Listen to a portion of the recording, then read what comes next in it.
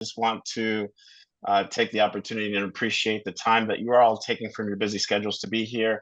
Really excited, all of us, for you to join us. And want to start first by acknowledging that I am meeting with you all on the traditional lands of the Wurundjeri people of the Kulin Nation. And I want to pay my respects to elders past, present, and emerging, to all the lands that you all calling from. And feel free to pop in the chat if you want to pop in the traditional lands that you're calling in from as well. And also really great to see some familiar faces. So some folks that have done the Chaos Pilot Masterclass in the past. So welcome all, and welcome to those that are new as well. And really excited to work with all of you today, myself, Bronnie, and Zoe, in today's session, really focus on this idea of the imagination deficit. And so want to talk about our intention today, right? So we use I Do Heart as a real core way to frame any gathering. And our intention is really to explore and grow curiosity and empathy in ourselves and others, right? And all of you have different roles within your work and within your communities as leaders, educators, learning designers, and facilitators. And so we want to understand, how can we grow that? And where did this come from? We came across this report from Deloitte, and really this idea that one of the things that they found, one of the major trends, was this idea that there's an imagination deficit. As we introduce more and more technology, generative AI, etc., the need for human imagination and that curiosity and empathy is just going to expand exponentially, right? And I'm a firm believer that as more technology gets integrated, and I'll say this myself, and I'm sure a lot of you do as well, we leverage these tools, right? These are great tools in order to augment our impact and really increase our efficiency, and they can be an amazing assistant to assist in our imagination and our curiosity. But as these tools come more and more into the workplace, what I find is that there's a greater need to develop our capacity to be human. And so that capacity to be human means that we need to really develop these really core, I think, competencies that we have innately in us, right? And how do we help the folks around us access those competencies, that the ability to be curious, to have critical thinking, to creatively collaborate in groups, to think about potential futures, and imagine a new world, right? And so this is the opportunity that's ahead of us. And so this idea of imagination really is focused on those two core skills, right? This ability to just be more curious in our day to day. And there's a lot, obviously, we can do individually, but we're going to also talk about how can we foster that within our teams and our organizations. And as well as empathy. There's a great video by Brene Brown that talks about this, how we defined empathy, and how is that different from sympathy, for example, right? And that's a core. These are also core to this idea of how we, become better leaders, and also how we can help bring the best out in our teams.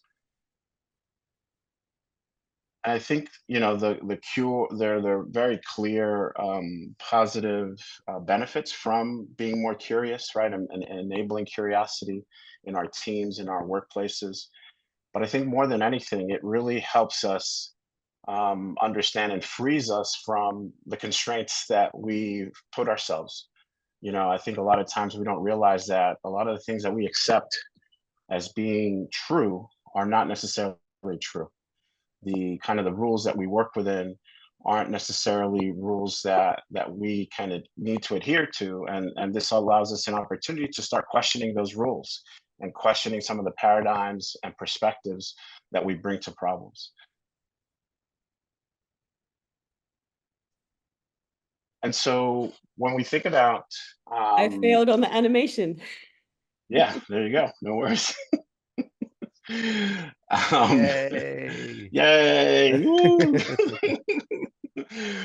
And so this is also a big part of introducing this concept of curiosity and empathy, because ultimately, if we want to experiment and we want to try new things, we're going to fail, right? And I think this is a great way to bridge a lot of the Bronny's work in improvisation to really celebrate the failure, right? Because so much of what we do in improv is really celebrating and exploring different ways of being. Um, and so, just a quick introduction on Alchemy and who we are. So, we believe in transforming together. We want to bring learning that matters and learning that really transforms. And you see our values there. And we really do believe in this idea of bringing more human experiences through active discovery. And so, really, this worked out well when we partnered then with Chaos Pilots to bring their type and their approach to learning and transformative education. So Chaos Pilots, for those that may not know, is based out of Denmark. So they've been around since 1991. They came about really with this mission to be the best school for the world. And they developed the Enterprise Leadership Program, their 3-year flagship program, to really help develop the next generation of change makers. And what they've done then is from that time in the early 90s, they've evolved that program and their approach. And then they said to themselves, well, do we want to just replicate our school across the world, or do we want to replicate our methodology? And so they decided to really expand and scale their approach by partnering with organizations around the world to bring this methodology to more organizations. And so we are fortunate to be their partner here in Australia since 2018, and fortunate to have now over 300 alum that have gone through our master classes here in Australia, that are part of now a larger community of over 7,000 educators, facilitators, designers, and leaders around the world. And so some of the impact that these Chaos Pilot alum have had is pretty amazing. So here are just some examples of some of the enterprises that have come out of Chaos Pilot. One of the things that Chaos Pilot drew so much attention is very early on, something like 70% of Chaos Pilot alum and went on to create their own business or developed a business inside another organization, right? So these are folks that are just naturally innovative. And that's why I think that Chaos Pilot approach has really had a lot of attention from a lot of places. So Bamboozer, for example, is really trying to democratize access to broadcasting.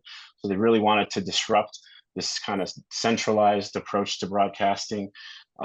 We have the Forbidden Team as well. So this young Chaos Pilot, had this dream to allow people from Tibet to create their own football team, and invited them to Denmark to create their own football team, and also kind of fulfilled the lifelong dream to meet the Dalai Lama. And then 100 in a Day is another organization that really looked to bring this participatory and citizen-driven model to create these urban interventions for good. It started in Bogota and now has spread to 14 cities in 8 countries on 4 continents. So it's become a real movement. And this is the kind of work that Chaos Pilot alum have. And the real reason this is possible is because Chaos Pilot creates high expectations. They know that their learners will only work and perform up to the level of expectations that they have for them.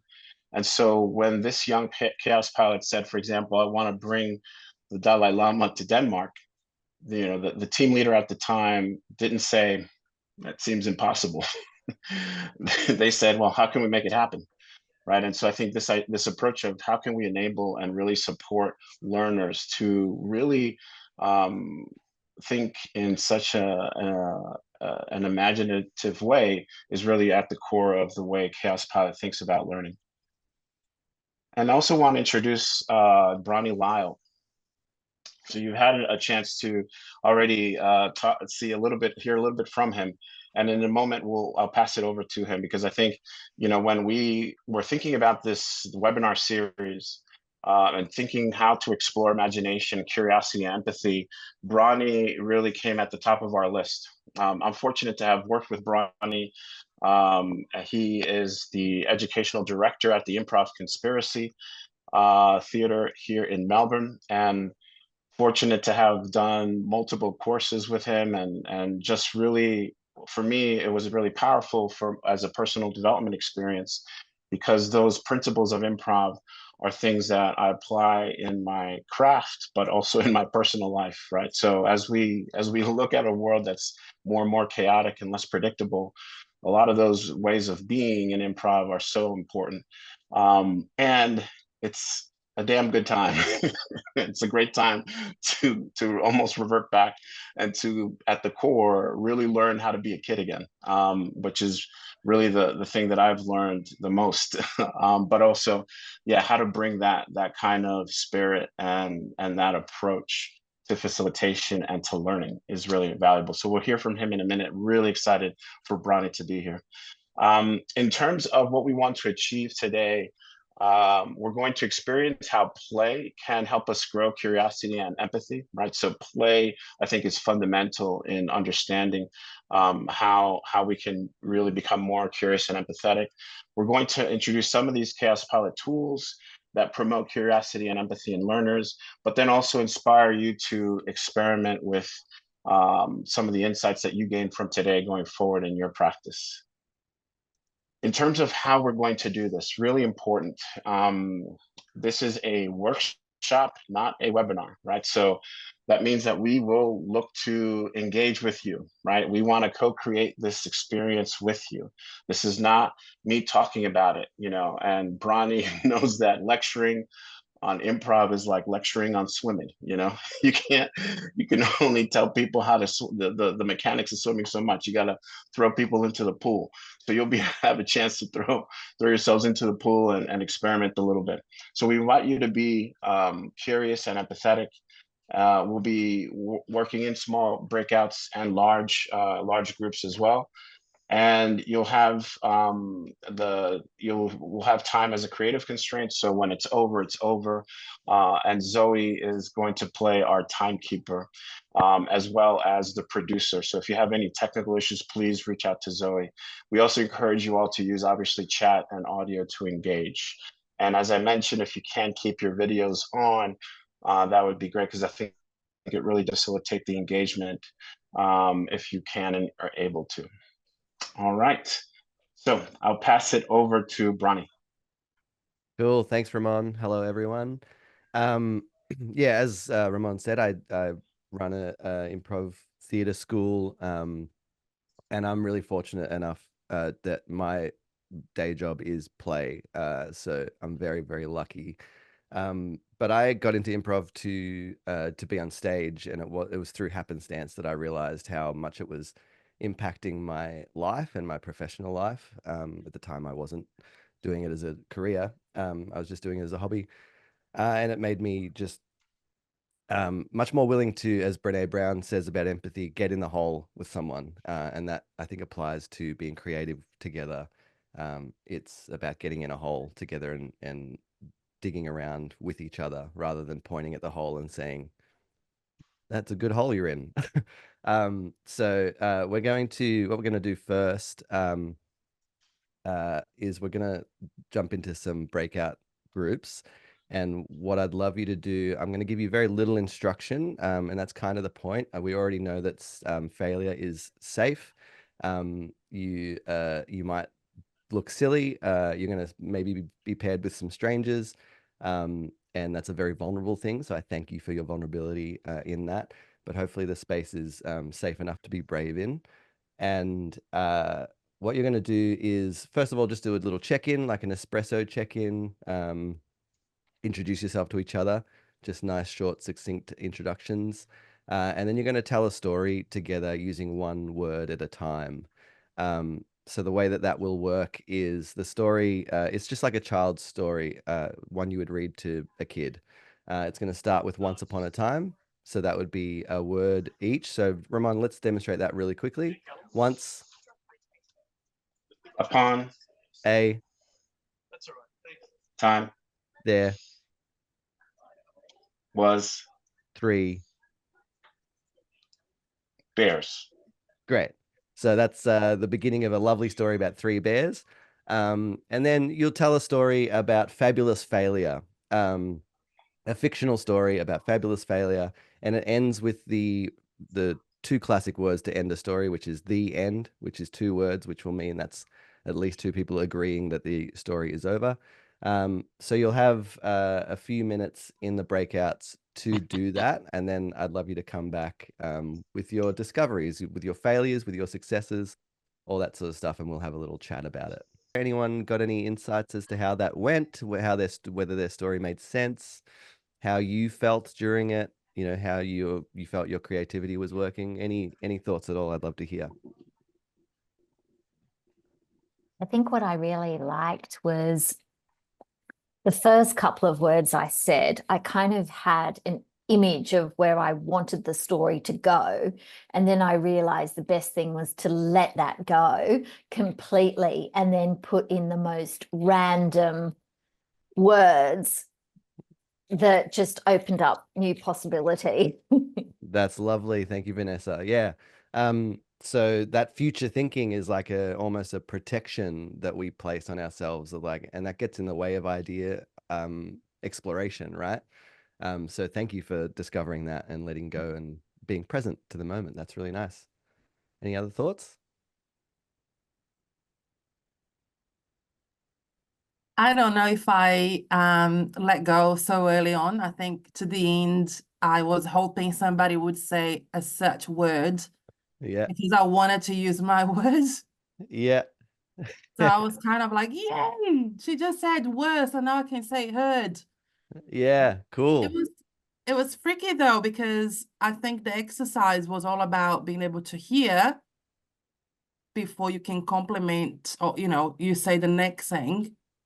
Whereas I was kind of predetermined to say what I wanted to say, and it was just waiting for the opportunity. But like, yeah, and maybe that's my really boss sent me here for a reason. yeah, maybe. And that's really classic. Like we all do that. That's very human. There's we all sit at the cafe across from our friend and we listen to respond. They'll bring something up and you start planning what you'll say when they stop talking. But improv and that exercise really teaches you that that's actually fraught with danger. That's more dangerous than actually listening to connect and just listening and being present to the moment and really relinquishing control and relinquishing your desire to steer it in your direction. I find that improv was very safe for me in the beginning because I would try to control everything. But the shows were never good and we never had success. We never were getting any laughs because it was going the way I wanted it to go. But I'm like a finite resource on my own, right? But if I let go and just get in the process of collaborating with someone, then that's an infinite resource because we're never going to land in the same place twice because the alchemy of our 2 minds is always going to be so much better than my mind alone. So thank you so much for that insight. Any other thoughts? I was conscious not to put someone else in a bad position by saying a word that was completely off base, and then they're left going, what is she thinking? I love that. Thank you, Jody. Yeah, that's another classic, and thank you for having that's empathy, right? That's not wanting to put someone in a bad place. It's such a lovely way to put it. And did anyone else, like on that sort of line of thinking, did anyone like want to forego words like the or of, the boring words because they wanted to say something funny or fun? Is that something that we should? It's almost like a waste of turn if your word is an A or the. It's like sad. Yeah. I want to say something cool. Yeah. So that's again. Yeah. Sorry. Go on. I just wanted to say it so we can move on because I was curious about how the story would go. So I was like, I'm just going to say the though and the boring bits as well, but just fast so we can move on to the story. Yeah, lovely. Yeah, so that's we learn that like that's the story is our story, right? So the wanting to say the cool word is like a very individualistic pursuit on the collaboration. You're wanting to get like a short gain at the expense of the long-term joy. So the cool thing about great collaboration is that you know, when we're curious together, then every success is sort of shared success. So in my line of work, when my scene partner gets a laugh, I get to congratulate myself for that laugh, because I wasn't the one that made the audience laugh, but my friend couldn't have got that laugh without me. And so there's no small part to play. And your ofs and the does and the that's and the ats, those are all essential to make a story make sense and be satisfying. So that's all fantastic. Thank you so much for those reflections. Some key improv tenets for me that I think make collaboration easy and make also lower your own cognitive load when you are being curious together and exploring together is be obvious. Be obvious is very empathetic. So obvious versus clever. Clever is usually something that you've seen before, or you know, it's you reaching for something that doesn't feel authentic. But something that's obvious to you, at worst, when you say something obvious, if you're in a brainstorming session and you're withholding obvious, it sometimes is like you think maybe everyone else is thinking it, or you think it's a dumb idea. But when you're obvious, when you say the obvious thing to you make it feel like it's a safe space to be in, right? Because you have started. If someone else is thinking what you're thinking, they're like, oh, cool, I belong in this room. So that's relatable. If they aren't thinking what you're thinking, it's genius to them, right? So it's like those are the two options for being obvious. You're either relatable because someone else was thinking it and you've just made them feel better and you've made them feel supported in the room and like they belong, or it's genius because it was obvious to you and it came off the cuff, and that's the best way to be creative. Be interested versus interesting. So again, this is like, you know, interesting is clever. Trying to be interesting usually lands us in very boring. Certainly in my context.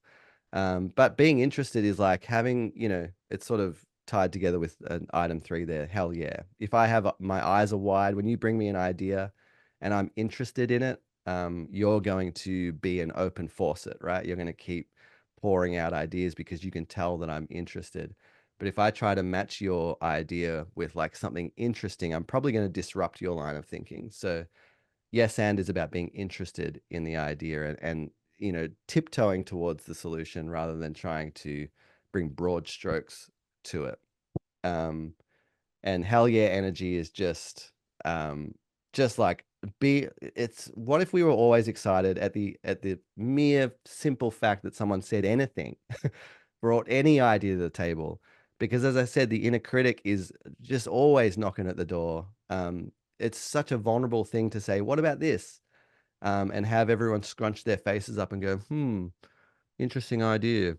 And that sort of scrunched face is like, oh, we're all future thinking about the idea. We're doing all the exploration in our own heads. And then all that does is the person who brought the idea will clam up and go like, it's a stupid idea. Sorry, I've made you all scrunch your faces. But if you could say, what about this? And the whole room was like, hell yeah, let's talk about that. That just means like whether that ends up being a good idea or not, we found that out together. We failed or succeeded together. And the person who brought that idea to you will always bring ideas to you because you have hell yeah energy. And also, finally, I personally do this every time I need to perform or anytime I need to teach. I have a little chat with my inner critic and I say, thank you for looking after me in most areas of my life. But right now, you do not serve me. And I need you to wait in the car. And when I leave the building, we can have a chat about how I did tonight. But we just can't be having that chat whilst I'm in the process. So next time you're, you know, in a collaborative space, I challenge you to have that little chat, and it might feel a little silly because you have it to yourself, but it'll be worthwhile. I promise. Excellent. Thanks, Bronnie. All right. And so again, really appreciate the work that Bronnie's doing, and please do look at the work that he's doing at the Improv Conspiracy Theater. And he's also done work with organizations and companies as well to bring this into the workplace. But I'm curious, you know, what are some of the biggest barriers that you see in using play in your organization? And what are the barriers that you're seeing to showing up with curiosity and empathy? think Bronnie mentioned a few, but I'm curious, any others? So maybe unmute or put it in the chat. Anything that you see as kind of the biggest challenges that you have? If we know that we want to bridge this imagination gap with curiosity and empathy, what's holding us back? Ramon, hi everyone. I'm really enjoying this. I think Hi. One of the things that I'm noticing is I work in higher education at a university, and because there's such a focus on VCE, high school marks and grades, it takes me a little bit of time to redirect the students as to why we are doing this stuff that is often labeled as soft, or soft skills. The initial struggle, okay, well, where does this quantify in like my career progression or my marks and so forth? And we see the results 3-4 years later very clearly in terms of their ability to communicate, be comfortable with ambiguity and so forth. But from my perspective, I feel like that curiosity, ironically, the education system to some extent is smashing that out of people with the endless competition and focus on marks. Yeah, great. Thanks. Great point. Any others? And this is something that's a massive challenge. I think if we want to create more curiosity and empathy, then to Juke's point, what are the systems that are supporting that or not? Are we incentivizing that in the way that we think about learning? Or are we not? And what I would find is that we tend to focus on, as she mentioned, the idea of, well, is this going to be on the test? And unfortunately, that just is going to be irrelevant. I think generative AI has made that completely irrelevant. Is this going to be on the test? Because AI has figured that all out. So if we really want to think about thinking how we want to evaluate folks, I think what I find organizations that are taking a much more holistic approach, that are focused on team-based competencies, that are promoting, metrics around how folks are performing within these teams versus individual performance, how we are thinking about measuring that kind of imagination and future thinking, and taking a much more portfolio approach as well to understanding and evaluating the work, I think is really important. Any other barriers that are coming up for folks? Mick said, I tend to reflect on the ideas that I've heard for longer than it takes to immediately become excited. And by the time I'm on board, the creativity has gone further ahead. Yeah, interesting. So sometimes, we take the time to reflect, and maybe sometimes that idea has already moved forward. And I think to, a bit to what Bronnie is talking about, I think that is partly the inner critic, right? Trying to come in and make sure that you have a chance to really think through the idea. And so how do we promote more action? I think is going to be something that we're going to be talking about as well. How do we promote more experimentation and make it okay? Because I think that's the other thing. If you're the only one doing that, then what I also find is that organizations penalize that reflection and that experimentation, because we have such a bias towards the outcome versus really focus on the how and the process, and slowing that down so that we can do that. Any other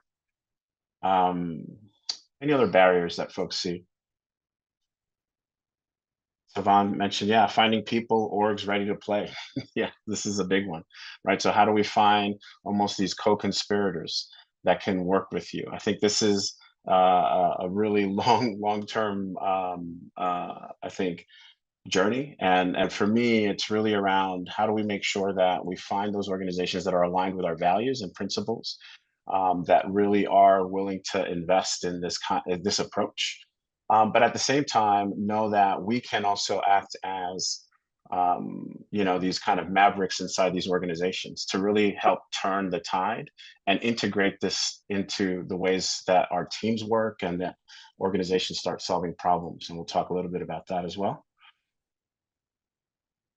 Some participants talk about not wanting to have attention put on them, and I'm not an extrovert, right? Challenge to give them the why. Yeah, such a good point, right?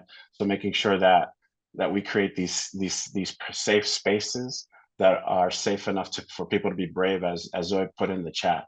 That's so important. You know, we talk a lot about creating safe spaces at work, and unfortunately, I think we've taken it to the point where we're creating spaces that don't allow for that experimentation, don't allow for people to get outside their comfort zone. So creating spaces that are safe to be brave are very, very different. And how do you create the right conditions for that to happen, I think is really important. All right, so let's talk a little bit about what are some ways that we can address some of these issues that folks have brought up. And again, we may not have the time to address all these barriers, but I think there are a couple tools that could be helpful.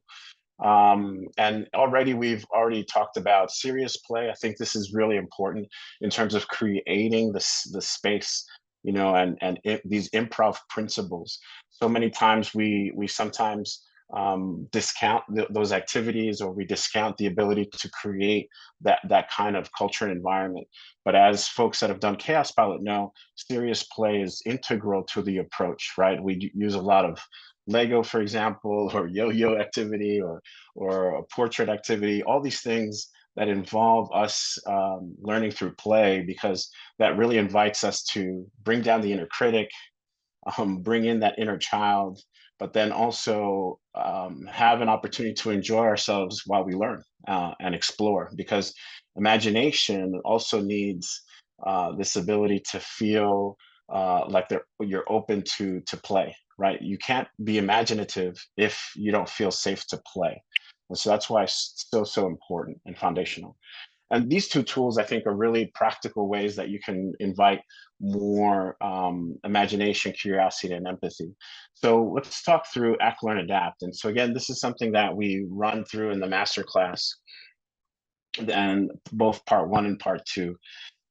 And the question really becomes at the beginning is the choice that you want to have in order to help support and unfold the embodiment of knowledge, skills, mindsets, right? So we have this traditional approach, right, which is teach, and then you learn, and then you apply, right? So this is kind of this traditional learning style that we tend to see in most places.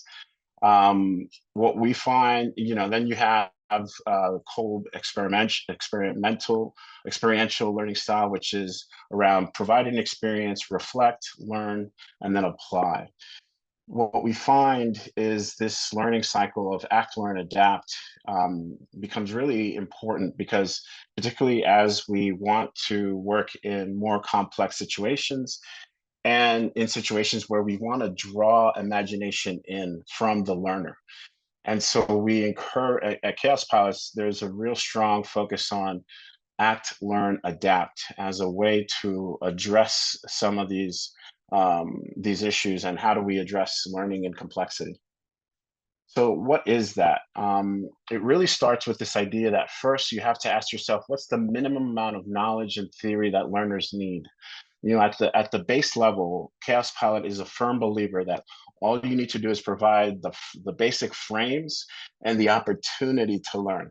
Beyond that, you can really get in the way of the ability for someone to direct their own learning. So really that fundamental question, how little is enough? We don't realize how much we inundate folks with content, with too much context, or information that's not going to be important to them in the moment, right? And particularly as we talk more about work integrated learning, it has to be information that's just in time, that's adapted just for me, and that's just enough to do the work that I need and solve the problems that are right in front of me. And we want to, an important part of this, and to Juka's point before around students kind of saying, hey, why is this important? You know, really creating a safe space and a compelling call to adventure is so important, right? To make sure that people are clear on, you know, the reason why this is important to them, right? And so spending a lot of time up front to really connect to the purpose of that experience, and also connect the purpose to their own why is really important, to understand what are they going to gain at a practical, professional, and personal level from the experience. And we apply a lot of the theories of productive failure as well. So for example, Chaos Pilots throws folks, in their 3-year program, the first thing they do is throw the entire cohort into a 2-week boot camp where they give them no frames, where they give them no theory. They just throw them into, a boot camp, which really requires them to think, solve problems real time, working together. And what happens is they fall flat on their face. They've never worked together. A lot of them have never had this kind of formal training. And so what happens is a lot of times they'll be frustrated. That's the productive failure, where they've engaged with something, but unfortunately just didn't have the capacity, competency, or ability to really do it well. But they've learned from the experience, right? Chaos Pilots creates that safe space for them to fail over those 2 weeks. And then at the end, they ask them, okay, what would have helped you perform better? What would have enable your teams to execute? And then they list out all the things that they want to be able to work together better, right? And so that's just at a high level the importance of getting them into action, engaging. We do that a lot within the masterclass, and I think improv and what Bronnie does is a perfect example. Bronnie never says, "Hey, all let's open up your books to page 5 on the improv Bible." We get into it really quickly, and then we learn from that, right? So we learn what's needed, and then bring in the content, because at that point people are hungry to learn. People want to understand how they can then apply that in their context. And as we talk about this golden rule, always give at least a second chance to practice, right? So we want to make sure that folks have this ability to practice beyond just one cycle. So ideally, you want to practice multiple cycles. And to demonstrate this in a really, I think, funny way, we have this. So I have a 3-year-old son. So we've just completed toilet training with him in the last year. And this is a really good way to summarize this act, learn, adapt cycle, right? So when he started potty training, we really wanted to make sure that he had a space where he was safe to fail, obviously, right? So making sure that we walked him through the whole process, but make sure that he could experiment, right? And make sure that he could make that a place where he can really be comfortable with the concept at first, right? And we wanted to do that in the home, in the safe space where he felt the most comfortable. And then after that time, after experimenting and doing it, he got used to listening to his body, right? And being able to, understand how to deal with maybe accidents as well, things that didn't go quite well.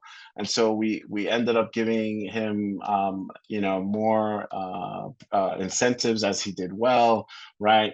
He became the potty superstar and all these things, right? So he gained confidence throughout that process, and then ultimately had to adapt and had to bring it back to daycare, right? So how do we, make sure that he is able to, apply that now and now take it to the next level? How do we have him apply that in a different context? And what you find is, obviously, as you train someone, you see what's happening above the line, but what's happening below the line are the mindsets that we're trying to promote, right? So the openness, excitement, the belief that it's okay to make mistakes, and to listen to his body. And so, as you also see that we applied that to today's lesson, right? And today's session around learning arches, right? So we wanted to apply act, learn, adapt as a way for us to really engage with this idea of imagination, right? Because this is something that no one person has the answer to, and that the best way to understand it is to do it, right? And to see it in action, and to draw our own learnings and conclusions from that, and then apply it in our context. And so that's what we wanted to give you. And then you want to repeat this over time. And so you want to then repeat these cycles over time. And what's really important is that as you repeat these act, learn, adapt cycles, that you increase the complexity of the challenge, right? So when we first started, as you recall, we scaffolded that very slowly, right? So you came in and we had you thinking about the the failure event that you've had or failure story, and you could list it on your emojis, and it felt fairly anonymous. But then we had you come into groups and, you know, start thinking about creating a story together. And then we expanded that and started doing I Am a Tree with the entire group. All right. And so the complexity, the vulnerability went up over the course of the session. But what happens is the role of the facilitator decreases, right, throughout this experience. So the role of the facilitator really steps back and steps off the stage in order for the learner to really come onto the stage. And so while Bronnie did a lot to set us up at the beginning, he really teased out amazing nuggets and wisdom from all of you, because he was able to step back and allow for all of you to step in to your own learning. So the second tool that we want to promote and explain here in the time that we have is this idea of a project. So the project is something that we do before the project. Yeah, and sorry, we also want to give an opportunity to maybe, yeah, what are some advantages and how does the emerging learning cycle promote more curiosity and empathy? So thinking about your context, how do you think you can apply this, or how, for those of you that have applied it, how have you found that this is helpful? Again, you can unmute or you can put it in the chat.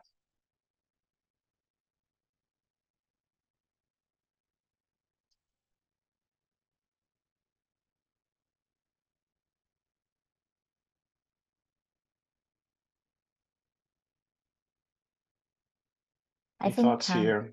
oh, Yep. Thanks, Vanessa. I think what I've noticed is that you as the facilitator don't do so much of the heavy lifting, and that it harnesses the wisdom within the room more, and then it's more sustainable because they become their own coaches and facilitators and learners, and they take that back if it's an intact team, or even if it's not, they continue that on. So the reliance on you is minimized and it's far more powerful and lasting. Thanks, Vanessa. Yeah, that's a great point, right? So being able to bring that way of thinking onto a team or within an organization. And so the idea is that you as a facilitator can also step back because now they feel confident and they can take it forward and they can use it, right? They can feel confident in using it. Any other insights from this approach? I think it's Sri speaking. Back on what Bronnie was walking us through before, is that learner autonomy. If you go in with an expectation that this is the way they're going to learn, this is their learning journey, this is the learning points, and what happens when you step back and then put it back in the hands of learners is they take themselves on that journey. Much what Vanessa was saying is like if we go in with a predetermined idea of where they're going to land, and it can go anywhere else. And there are things that they'll bring because they're the experts on themselves and their own experiences. And there's going to be commonality in the room. So giving that back in that space, I think that's where the gold is, really. Yeah, that's right. Thanks, Ray. Yeah, that's a great point, right? So how do we make sure that we give that autonomy back to the learner? And a lot of times, because we not only, you know, Bronnie pointed out, our own individual need to control is high as learners, but also as facilitators and designers of learning, our need for control is also high. You know, and as he mentioned, when he wanted, you know, to control the scene, or, you know, he was getting what he wanted, but it wasn't serving in service of the audience. And so how do we make sure that as facilitators, we also know that we have confidence to step away and to lose control, and to know that we may not have control of the outcome, I think is really important. Any other lessons? Just Yes, one thought Siobhan. here. I found that stepping back allows me to learn about the people in the room. So not be the one with the knowledge, but just actually learn about the people in the room, and also assess where's the starting point for everyone as a group or for individuals. So it allows this adaptability from a facilitator point of view of be with, understanding their context, and then taking it from at the point they're at, so meeting them where they're at, and also learning from what they're saying and doing, and go, okay, I assume this. So kind of also unlearning bits that I just assumed. So that's stepping back. I love that. Actually, or using it as a researching method too. Yeah. So stepping back as a research method, love that, because you can learn more about them and their context. And ultimately, the question always becomes, what's needed in this moment, right? And so it's not about bringing your expertise, as Siobhan mentioned. It's not, because ultimately your expertise is not going to be helpful, most likely, because this is something that is emergent and that we haven't solved for. And so you have to put that expert and that inner critic sometimes, out of the room and allow yourself to be present and with others. I love that. Thank you. Any other insights here? And so again, super simple concept, but I think once you can apply that consistently in the way that you think about learning experiences, but also in the way you think about ways of working within your teams, right? So how do we promote more experimentation up front, as opposed to a lot of planning or trying to understand the problem, versus saying, okay, let's start thinking about what's a safe to fail experiment here. What's something that would really help us just test an assumption, and then what can we learn from that, and what's the next step? So I think it's not just something we can apply in learning, but also in the way teams can work together. The second tool that we want to discuss is this concept of a project. And we want a quick shout out to Mara Lee, because I think she brought in some really nice thinking and expanding our definition of what a project is. And so really what it is the, you want to create projects before a project in order to create clarity, right? And because we believe that clarity creates that compass that guides collaboration in teams. Sometimes we think that it's just about experimenting for experimenting's sake, or let's get all the ideas in the room before we actually do the work. But really important, particularly for projects that are long-term or long-term experiences, you want to make sure that teams have a chance to sit together to understand, how do we get clarity on what we're about to embark in the creative process? That's really important, because that creates those constraints that we can then use to work and innovate within. And so the project, essentially what it does is it aims to get everyone really engaged and aligned and excited about the vision and how they want to work together, right? So it sets first this idea that, what's our vision? What's the destination that we want to get to within the project? This comes from the work of Lotte Darso as well. She did a lot of research across a lot of organizations, but did a lot of deep research in Denmark within Novo Nordisk. And the research that she found was that if we can allocate time for project preparation and team formation, it can reduce failure of a project by up to 30%. Because what it does is that it brings all the things that maybe are implicit to become more explicit in terms of what the direction is, what do we need to understand, et cetera. And it also identifies potential barriers that we might hit along the way, right? So it really helps us create a clear definition of success, right? It also allows us to get aligned, particularly because we need alignment across multiple stakeholders that each one have their own agendas and potentially want different outcomes from the process. We get commitment to understand what are people going to contribute, because I think, again, we sometimes think we form a team and everyone's going to contribute the same way, when that's just not the case. Those ways of working, and what are the standards that we're going to work towards, and then what are the resources that we need to succeed. So what are the things that are going to be really important? So before we get into any collaborative creative project, we need to make sure that all of those things are present, because ultimately that's what really helps us understand, how do we get to the successful endpoint. But what it also does, as I mentioned before, is that when we hit a roadblock, which is inevitable in any large creative project, we can come back to this project. This should be a living document that helps us kind of hold on to the vision and purpose of why we're doing this. But then it also allows enough adaptability so that we can also change direction very quickly once we have some kind of obstacle in the way of success. And I Do Heart is really a key tool within a project, and we've used this in this session. This is really a foundational kind of technique within Chaos Pilots. It's also been used at Hyper Island. And so again, a way to frame an entire meeting, because if we want the safe space for people to be brave, you want to create the conditions for that. And again, the I Do Heart is just super simple, right? Sometimes we think, oh, everybody just, let's get together and work collaboratively or work and bring our imagination. But it's so important to bring these elements, because then people are clear on intention, desired outcomes, how we're going to work together, right? So the actual, the process itself, an alliance or a set of agreements or an agenda. These are all ways that we can make sure that people are aligned on what we want and what people need in order to contribute. And then roles, right? So what are the different roles? And then timing.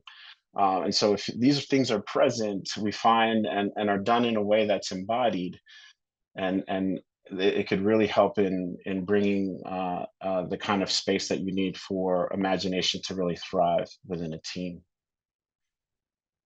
All right, so now we want to bring these insights into action in the last 10 minutes that we have. And so we've talked a lot about these different elements, right? Using play to build curiosity and empathy, these improv principles to help us show up with more curiosity and empathy, act, learn, adapt, repeat, emerging cycle, and the project before the project as key tools that you can use. And so we want to now really quickly, I think we have time, Zoe, for a quick breakout. Yep. So we'll do 5-minute breakout so that you can really break down kind of what's been most valuable for you. What's your biggest insight? What's one thing that you want to explore further and experiment within your practice? All right, and I know that went pretty quick, but I'm curious, anybody want to maybe share their experiment? What do they want to experiment with, or any insight that you're taking away? I think the biggest thing for me was what you said about how little is enough, and to ask yourself the question up front. I was just saying in my group, and I know there was a violent agreement there, that I spend way too much time providing the context and the why.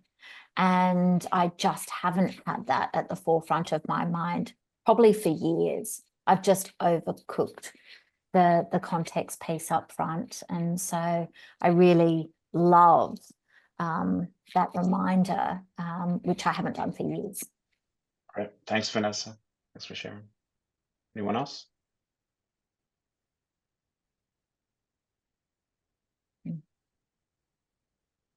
Thanks, Zoe. I want to leave my inner critic in the parking lot and then forget where I parked it. Awesome. And thanks, Zoe. Also, you see some really great resources that she's put in the chat as well. Please do take advantage. Can I ask a question? Yes, please, Jeanette. It's a reflection that's come up that if you're working in a team, I can see a lot of this works. But if you've got like community groups that you bring together, and they're there for dialogue or for solving a community issue, and they don't know each other, does the same thing apply, or are there different things that you can do for people who won't see each other after that session either? Yeah, great question. So when you're working in community, folks that don't know each other, has anybody experimented with some of this? Or any thoughts?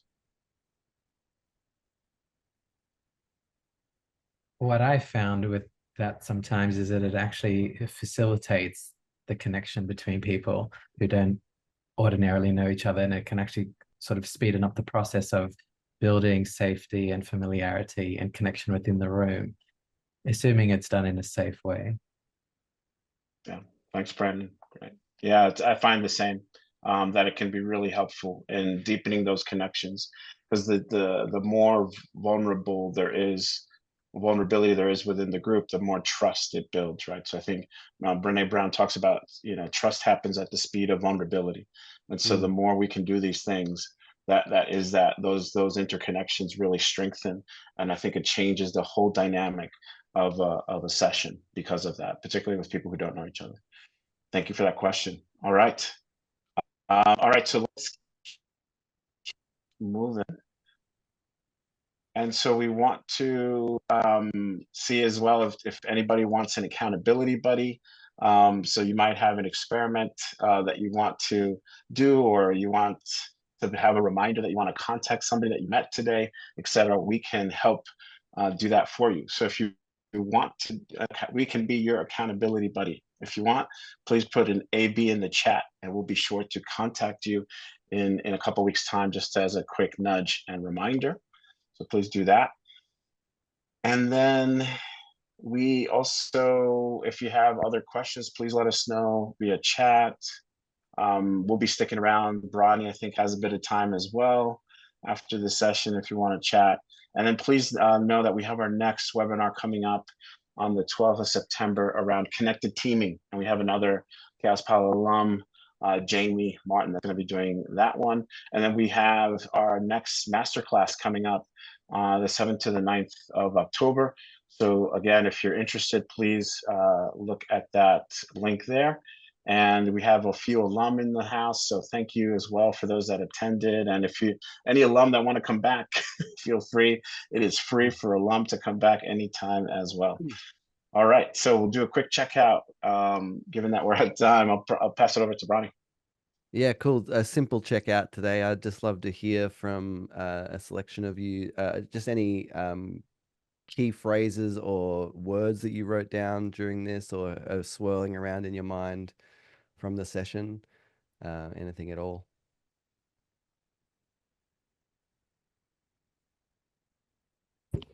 Just from me, Bronnie, thank you for the principles around curiosity and empathy. I thought they were ace. And a lot of this is new to me. I'm new to any of the Chaos Pilot principles, but that's a nice, simple one. I really appreciated it. Thanks.